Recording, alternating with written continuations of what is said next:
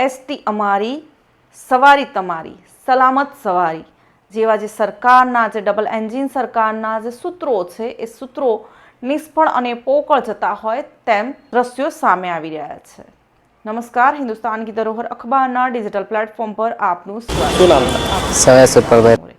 વાત કરવી છે બારિયા તાલુકાના જે અભલોડિયા, રાણીપુરા, રાતડિયા જેવા જે નાના ગામો છે એ નાના ગામોના અંતરિયાળ વિસ્તારમાંથી આવતા વિદ્યાર્થીઓ માટે જે બસની સગવડ ન હોવાથી આ બસની અસગવડના કારણે ત્યાંના જે વિદ્યાર્થીઓ છે એ વિદ્યાર્થીઓને ખૂબ જ અગવડતાનો સામનો કરવો પડે છે। જી હા, પંચમહાલ જિલ્લામાં આવેલા જે રીછવાણી ગામમાં અભ્યાસ કરવા માટે અર્થે આવતા આ જે વિદ્યાર્થીઓ છે એ વિદ્યાર્થીઓને બસની સુવિધા ન મળતા ખૂબ જ મુશ્કેલીઓનો સામનો કરવો પડે છે। સાંભળીએ કે ત્યાંના જે સ્થાનિક સામાજિક કાર્યકર્તા છે તેમણે શું વાત કરી। અભ્યાસ અર્થે જતા વિદ્યાર્થીઓ 4 થી 5 કિલોમીટર સુધી ચાલતા બળવા ગામ સુધી પહોંચવું પડે છે। ત્યાંથી બસમાં બેસી રીછવાણી ગામે સામે જતા હોય છે।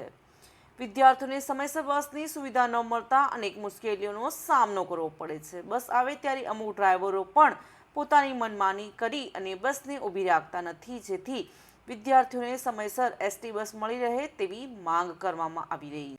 વિદ્યાર્થીઓને સરકારનો લાભ મળતો નથી અને પૈસા ખર્ચીને અભ્યાસ અર્થે જવું પડે છે। અમને બસ નહીં મળતી, અમે રાતડિયાથી 3 થી 4 કિલોમીટર ભડભા ચાલીને જઈએ છીએ અને બસ ભડભા પુલે ઊભા નહીં રાખતા અને અમારે ખાનગી વાસણોમાં બેસીને જવું પડે છે, તેથી અમારો અભ્યાસ બગડે છે અને હું ધોરણ 12માં અભ્યાસ કરું છું। તેથી સરકારશ્રી નમ્ર વિનંતી છે સમયસર મળી રહે તેવી માંગણી છે। સમયસર મળે એવી માગણી છે। સરકારશ્રીને નિર્મળ વિનંતી કરું છું।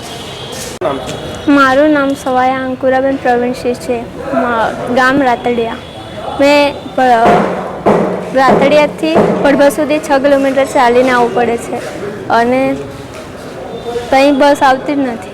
એટલે બસ ભડભાથી તમારે ક્યાં જવાનું હોય છે ભણવા માટે? રીછવાણી। તો બસ આવે છે? હા, આવે છે પણ જગ્યા જ નથી મળતી, ઊભી નહીં રહેતી બસ। તો પછી કેટલા વાગે કેવી રીતના પહોંચો છો તમે? 12 સાડા 12 પુકાઈ સ્કૂલમાં, ભણવાનું બગડે અમારું। તો શું માંગ છે તમારી? કે બસ આવે ત્યાં એમ। બસ આવે હા સમયસર એના? હા।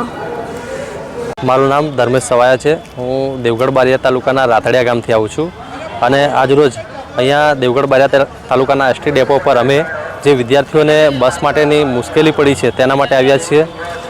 છોકરાઓ જે ભણવા જાય છે તેમને અમારું જે ગામ છે રાતડિયા, ત્યાં 6-7 કિલોમીટરથી ચાલીને આવવું પડે છે। ત્યાં બસો તો ગામમાં નથી આવતી, પણ ત્યાંથી જે એક પિકઅપ સ્ટેન્ડ ભડભા પુલ છે અને કાળી ડુંગરી છે ભડભા, જે 2-3 પિકઅપ સ્ટેન્ડ છે, ત્યાં ગાડી છોકરાઓ ભણવા માટે ચાલીને જતા હોય છે 5-6 કિલોમીટર અને ત્યાં ગયા પછી જે છોકરાઓને બસ માટે બેસવાનું હોય છે ત્યાં બસમાં પૂરતી મતલબ જે જગ્યા ન હોવાના લીધે છોકરાઓને ક્યારેક ઉતારી દેવામાં આવે છે, ક્યારેક છોકરાઓને બેસાડવામાં નથી આવતા અને જેના લીધે જે 5-6 કિલોમીટર બાળકો ચાલીને જાય છે ને, તો એ બાળકોને ફરી પાછું 5-6 કિલોમીટર ચાલીને ઘરે આવતું રહેવાનું પડે છે અને જેના લીધે જે એમનું શિક્ષણ છે તે શિક્ષણ બગડતું હોય છે। તો ખાસ કરીને આવનાર સમયમાં જો આવા બાળકોને શિક્ષણમાં જો પૂરતો લાભ ના મળે તો એમનું જિંદગી ખરેખર આમ મુશ્કેલીમાં મુકાશે અને જે છે આજના જમાના પ્રમાણે તો આ શિક્ષક જે વિદ્યાર્થીઓ છે તેમને પૂરતો એમનું જે શિક્ષણમાં નુકસાન ના જાય અને બસની જે પૂરેપૂરી સગવડતા છે તે મળી રહે તે માટે અમે સાહેબને આવેદન આપીએ છીએ અને તેમની પૂરતી માંગ થાય તેવી અરજી કરીએ છીએ।